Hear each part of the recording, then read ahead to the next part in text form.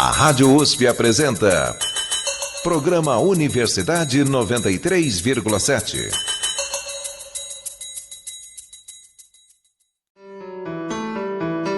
Uso da IA por estudantes de jornalismo e profissionais.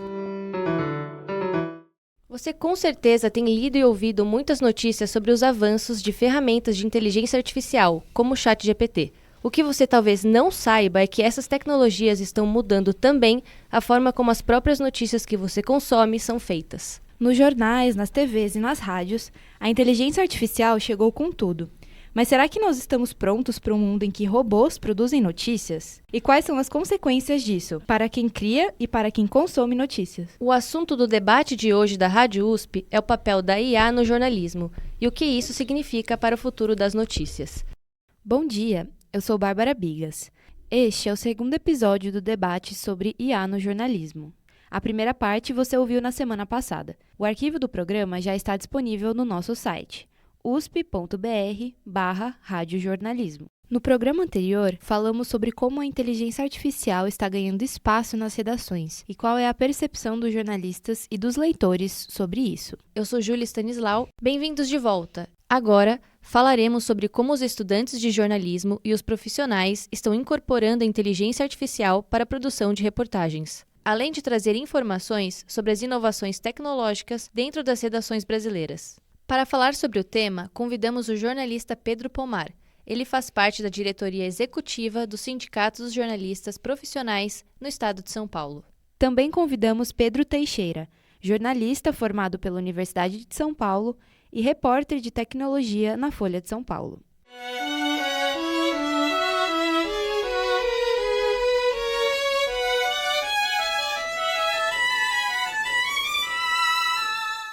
Uma coisa é fato, as organizações jornalísticas estão adotando a IA generativa em suas redações. A inteligência artificial generativa são sistemas capazes de gerar conteúdo, como texto, sons e imagens, a partir de um banco de dados. Esses sistemas são alimentados por informações, geralmente da internet, e treinados a partir delas para produzir novos conteúdos. Em 2025, já estava consolidado nas redações o uso da IA para ganho de produtividade. Um exemplo são as ferramentas de tradução e transcrição de áudios. Além disso, já é comum o uso dessa tecnologia para a coleta de fontes, entrevistas, na sugestão de títulos SEO, correções de textos e para encontrar hiperlinks.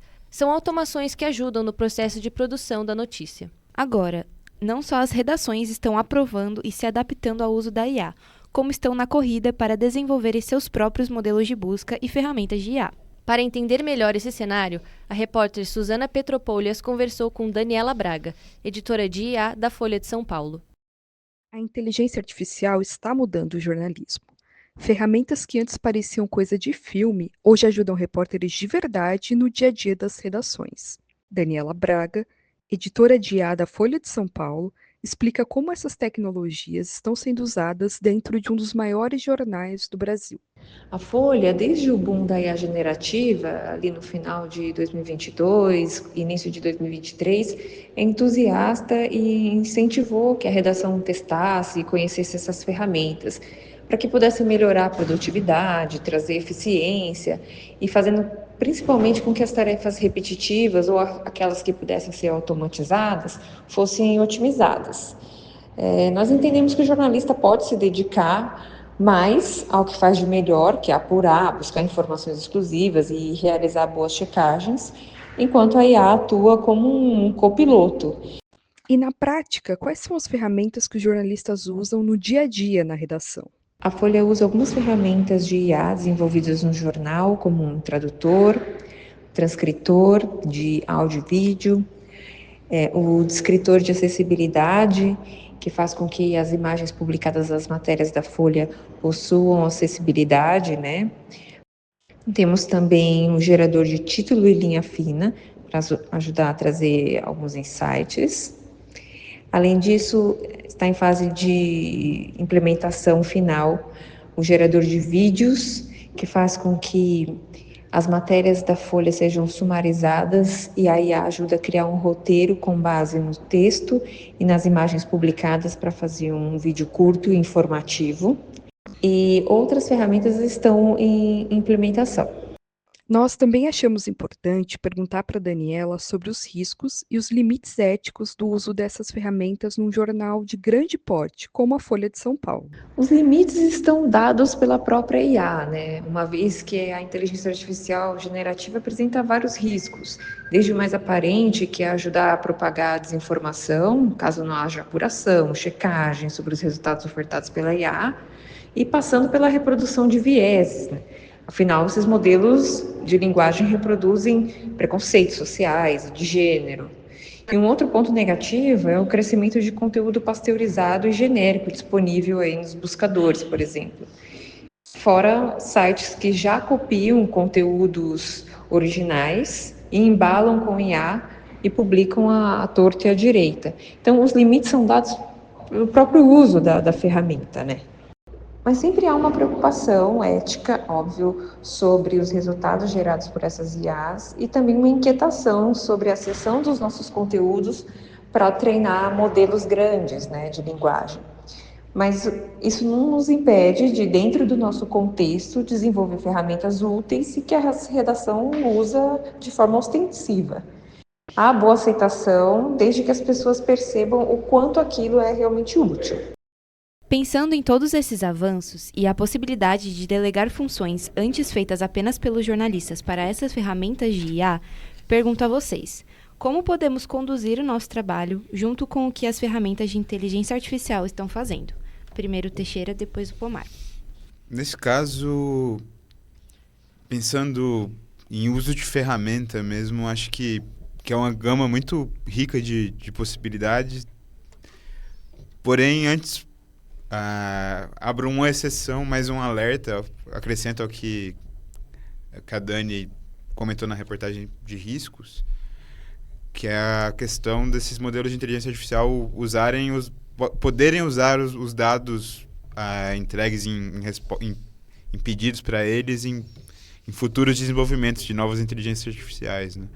E o jornalista, muitas vezes, ele trabalha com informações sensíveis, então, antes de qualquer coisa, é sempre contraindicado compartilhar informação sensível. Se uma fonte disse algo e pediu sigilo, não é muito contraindicado compartilhar isso com um ChatGPT ou outra plataforma de inteligência artificial, mesmo que a plataforma diga que não usa essa informação, porque a fonte confiou aquela informação somente a você e a plataforma é um terceiro, mesmo que haja um contrato ali. Então, é uma questão de confiança que pode ser quebrada.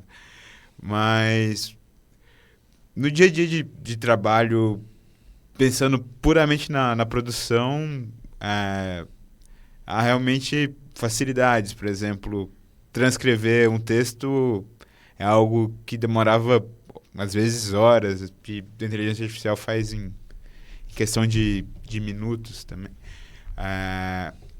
E desde antes do ChatGPT tem reportagens investigativas que foram importantes, por exemplo, que usaram uma tecnologia que chama visão computacional, que identifica elementos na imagem para contar áreas de garimpo a partir de imagens de satélite usando inteligência artificial.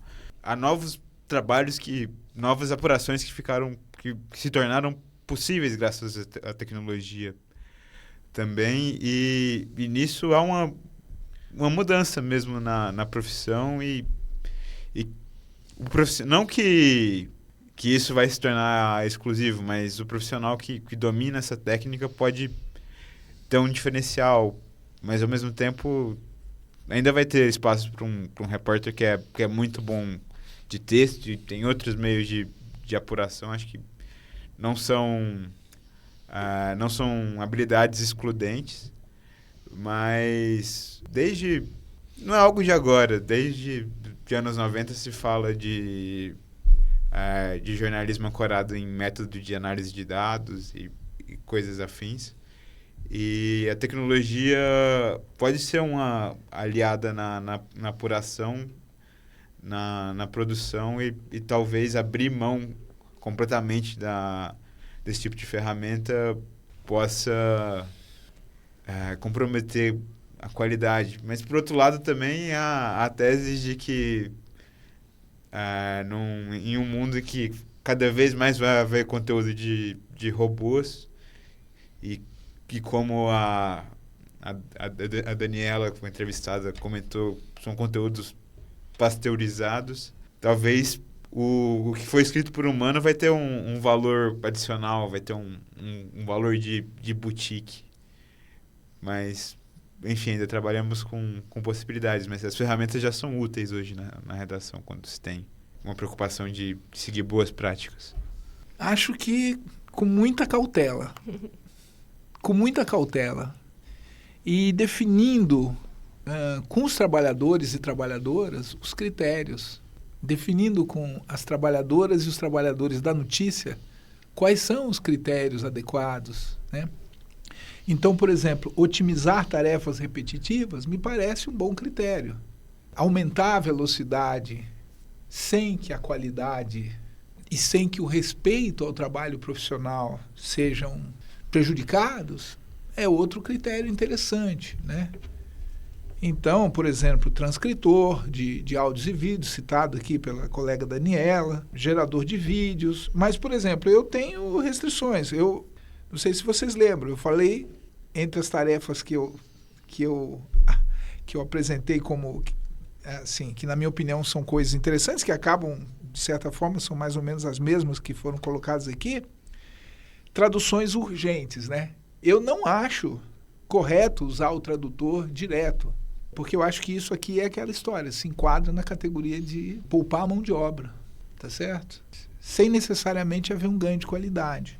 Então, acho que é algo que precisaria ver com cuidado. Uma coisa é o seguinte, acabou de acontecer uma grande catástrofe, um terremoto terrível, e aí você precisa traduzir com urgência aquilo para entrar no próximo noticiário, ou enfim, na edição impressa de amanhã.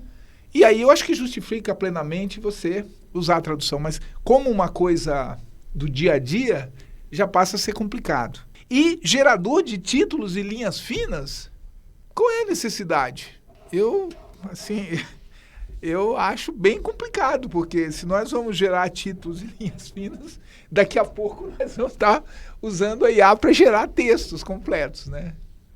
Então, assim, posso estar enganado, mas não me parece razoável isso aqui. Não me parece razoável, tá certo? Tenho pleno acordo com esses riscos que ela apontou e que o Pedro também, né, mencionou aqui. Propagar desinformação, vieses, conteúdo pasteurizado, os sites que pirateiam, né, e depois tentam ali maquiar, né, que ela usou o termo embalagem com IA, né. Tudo isso, obviamente, é um risco e que, aliás, está acontecendo, né? Tem acontecido, tá? Mas eu volto a insistir. Nós temos que ter critério, porque se não tivermos critério, daqui a pouco vai haver realmente um enxugamento ainda mais, que nós já estamos enfrentando isso nas redações. Um grande enxugamento, que tem esse problema que o colega Pedro apontou, que é a crise de financiamento, né? Principalmente do setor do chamada mídia tradicional, né? Tem uma crise de financiamento, né? Aquele antigo modelo de financiamento levou um baque. E, claro, os maiores conseguiram escapar disso entrando também, né? Criando suas próprias plataformas, certo? Como é o caso do UOL, como é o caso da Globoplay, não sei o que, etc. Então, mas os menores não, assim, têm mais dificuldade de sobreviver com isso. E aí existe esse apelo de querer reduzir, né? E nós vamos ver uma queda na qualidade, tá certo? Então, esse de fato é um problema. Acho que a gente precisa discutir bastante com a categoria, né? Quer dizer, os trabalhadores devem ser consultados a respeito das mudanças que querem que os empregadores querem implantar. Porque senão nós vamos viver um novo ciclo de enxugamento de força de trabalho, de demissões, etc. Pô, mas posso fazer um papel de advogado do diabo? Claro! Considerando aqui, você pede que tudo isso seja muito negociado com os trabalhadores, que esse tempo seja respeitado, mas considerando que a imprensa, no geral, o jornalismo é um ambiente de muita competição, a disputa por quem chama a atenção do leitor ali às vezes, decidida na questão de minutos, às vezes nem isso. Quando um concorrente começa a traduzir muito mais texto do que o seu jornal, usando inteligência artificial enquanto o seu jornal ainda usa ainda contrata um tradutor humano que ele entrega conteúdo de mais qualidade, mas num ritmo menor do que talvez o leitor espera, esse dono de jornal vai ter o tempo de esperar para tomar decisão, ou dentro da questão de gestão ele vai tender a tomar essa decisão por conta própria e tentar reparar depois? Eu não sei, eu acho que não dá para fazer uma análise em abstrato, uma análise muito genérica. Eu acho que cada caso é um caso. Eu acho que, assim, em alguns casos em que houve uma tentativa de simplesmente reduzir mão de obras e com isso sacrificar a qualidade, isso acabou sendo punido pelo leitor. Isso aconteceu também pelo espectador, pelo consumidor da informação, né? Então, é uma aposta no bom jornalismo. Eu acho que sempre se deve apostar no bom jornalismo. Essa é a minha opinião. Eu acho que não dá para vaticinar se você deixar de usar a inteligência artificial para tradução, você vai perder em velocidade ou vai perder em não sei o quê, e aí você vai perder leitores. Isso não está dado, eu acho. Como abstração você pode fazer, trabalhar com essa hipótese, mas precisaria checar no concreto. Eu não tenho esse receio, sinceramente. Eu prefiro apostar no bom jornalismo. Perfeito. Em 2025, 56% dos jornalistas brasileiros utilizavam IA em suas atividades profissionais. 53,9% usavam a tecnologia para a produção de conteúdo e 27,2% na apuração. O levantamento foi feito pelo Grupo de Pesquisa Tecnologias, Processos e Narrativas Midiáticas da ESPM, em parceria com o Boletim Jornalistas e CIA. Essa mesma pesquisa mostrou que 38,3% dos entrevistados expressaram discordância parcial ou total com o uso da tecnologia, enquanto 68,3% disseram temer cortes de postos de trabalho por conta da tecnologia. Conversamos também com os estudantes de jornalismo para saber qual é a relação deles com a inteligência artificial. Olá, meu nome é Mariana, eu estou concluindo o curso de jornalismo na UFMG. No meu dia a dia de trabalho, atualmente eu faço estágio como social media, né, com criação de conteúdo para Instagram, rede social. E eu utilizo IA, mas eu não utilizo muito porque eu não acho que ela faz um bom trabalho. Então, assim, por exemplo, eu utilizo para acelerar alguns processos. Por exemplo, no meu trabalho, quinzenalmente, a gente tem que construir uma programação. E aí, ao invés de eu escrever todos os dias dessa quinzena manualmente, eu peço para, por exemplo, para o ChatGPT gerar isso para mim, né? Mas, por exemplo, na parte de criação, eu já não acho que ele me ajuda muito, né? Às vezes eu peço para ele criar legendas, e são legendas muito mecânicas, muito repetitivas, com palavras fora do nosso dia a dia, então acho que ele não tem essa sensibilidade, né? A Júlia de Cássia, que estuda jornalismo na Fapcom, também gosta de usar as IAs como uma ferramenta de apoio, que não cria, mas pode ajudar a melhorar a produção. Eu faço bastante uso de inteligência artificial no meu dia a dia, tanto no meu trabalho quanto nas questões de trabalhos acadêmicos para a faculdade. No meu trabalho, assim, no dia a dia, o que eu mais peço para o IA fazer é me ajudar em questão de correção de texto, para ver se alguma frase está certa, em questão de pontuação, porque às vezes alguma coisa acaba passando despercebido pelos nossos olhos, né? A Luísa Monte, estudante de jornalismo da Casper Libero, também acredita nessa função de apoio dessas ferramentas. Eu, como estudante de jornalismo e também no mercado de trabalho, tenho usado a IA na otimização de processos como tradução de textos, transcrição de áudios, sumarizador, transformação de texto em índice, correção de erros gramaticais, melhoria do texto. Mas há funções que só as pessoas, os jornalistas mesmo, podem fazer, como fazer entrevistas, dar furos, dar informações novas. Essa visão é compartilhada pela Charlotte Chamutot, que também é aluna da Casper Libero, e pela Ana Clara Fonseca. da Universidade São Judas Tadeu, em São Paulo. O papel da IA no jornalismo não pode ser primordial e protagonista, porque acho que perde a essência do que o jornalismo representa e o que ele, na verdade, deveria representar, né? Que é essa procura humana pela informação e a checagem de dados. Entendo que o IA seja visto como um facilitador para muitas ações atualmente, até às vezes substituindo os criadores. Ainda assim, não acredito em sua presença no jornalismo, uma vez que estamos falando de uma área que necessita de uma perspectiva mais humanizada e que contém um alto nível de contato com a realidade no sentido de transmitir uma informação para outro ser humano.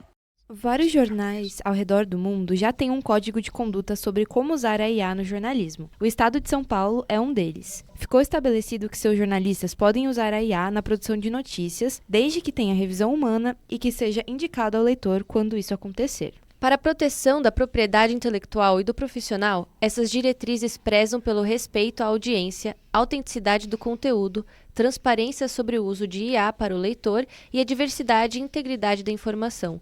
As informações são do relatório IA e o futuro do jornalismo, da Unesco.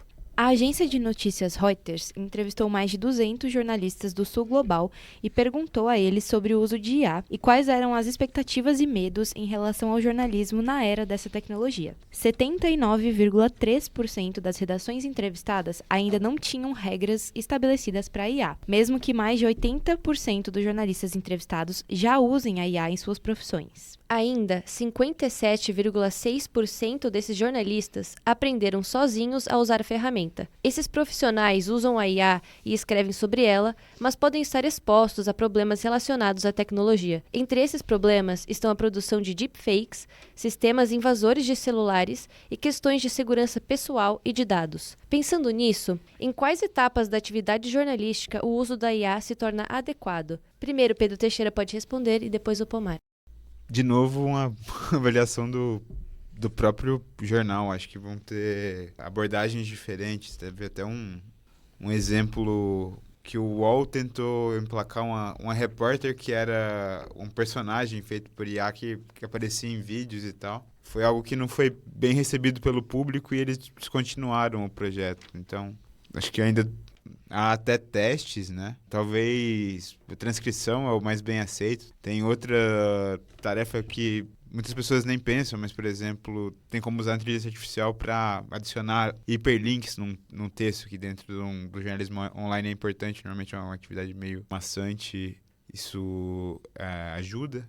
Mas o que me chamou muita atenção na apresentação foi a questão de como os alunos de jornalismo veem a inteligência artificial. E como alguém que se formou há pouco tempo, foi algo que passou muito ao largo do meu curso. Eu não sei se o aluno de jornalismo hoje vê em sala de aula os riscos dessa tecnologia, se ele pensa nas implicações éticas, por exemplo, de vazar um dado, de compartilhar uma informação errada, porque a tecnologia tem o erro em sua natureza, por ser uma máquina estatística, ela sempre vai ter uma chance de errar. Não sei se o aluno de jornalismo vê isso em sala de aula e talvez ter esse tipo de fundamento é o essencial para avaliar quando dá ou não dá para usar a ferramenta.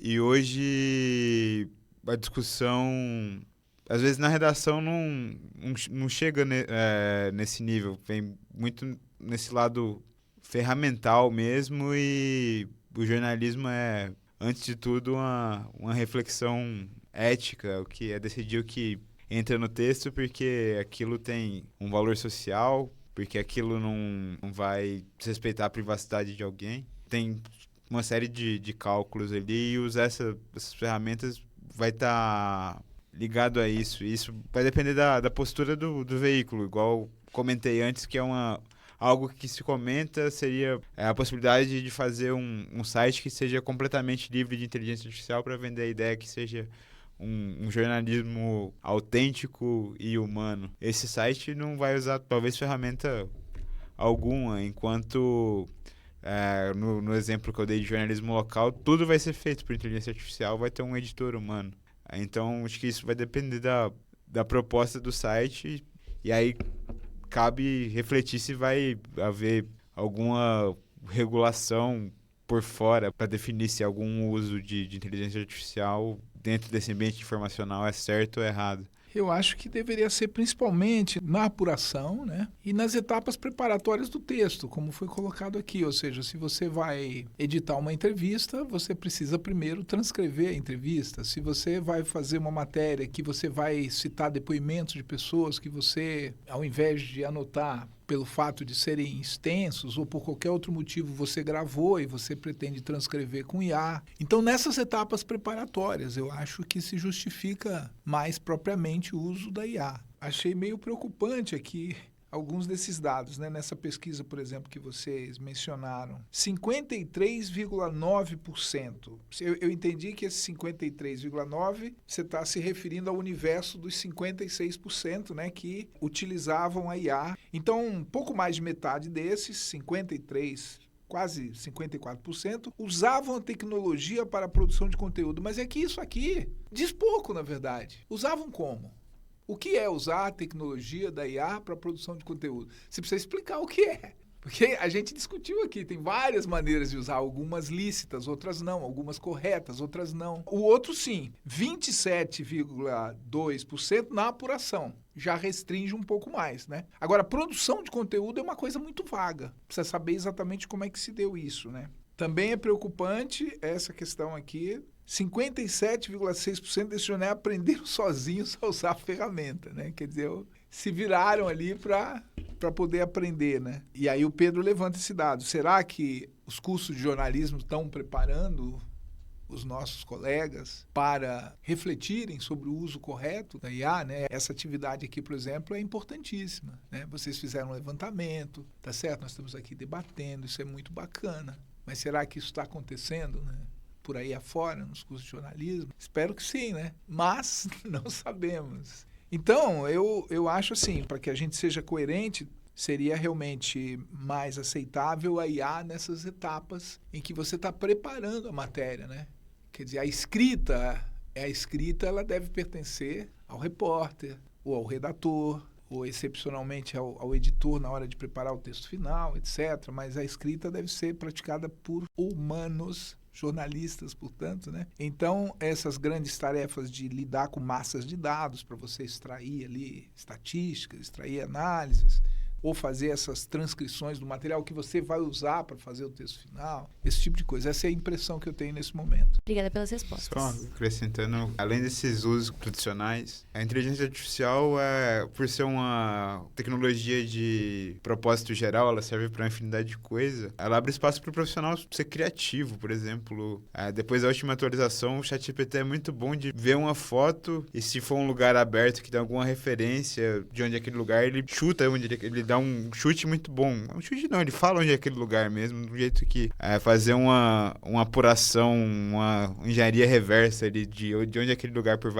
juntando pistas demoraria muito tempo. E isso, às vezes, acelera uma apuração. Olha detalhes que, quando eu testei isso, por exemplo, ele falou que aquela foto era de um mês tal por causa da posição do sol, e realmente era. Então, ele tem essas funcionalidades que, às vezes, não são óbvias. E acompanhar o que há de mais novo sobre a tecnologia também, que é trabalho do jornalista se manter informado, abre espaço para esse tipo de uso. Acho que dá para ser criativo. Por exemplo, já usei o inteligência artificial para montar um modelo estatístico que eu não teria condição de fazer sozinho, assim. Eu sabia que aquilo existia, fui batendo. E aí, no fim, por ser jornalista, eu não sou especialista, eu não conseguia ter certeza que aquilo estava certo. Mas eu mandei para um estatístico que comprovou que aquilo estava certo. Então, dá para ser criativo com a ferramenta, principalmente nessa parte de apuração.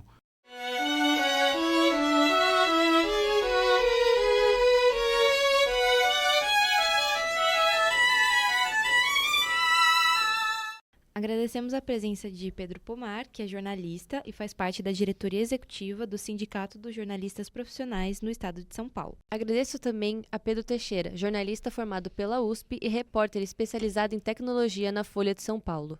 Este programa também está disponível no portal do Jornal da USP e no site usp.br/radiojornalismo.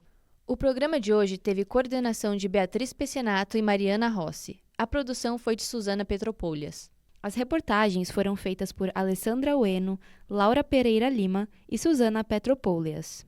A apresentação foi de Júlia Stanislau e Bárbara Bigas. A edição é de Beatriz Pecinato e Mariana Rossi. As vinhetas e passagens que você ouviu têm autoria de João Pedro Teixeira.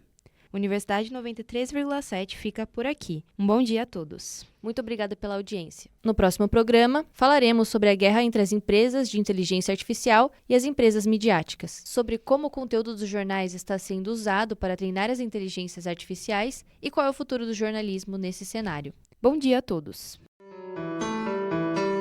Futuro da notícia. O uso da IA no jornalismo.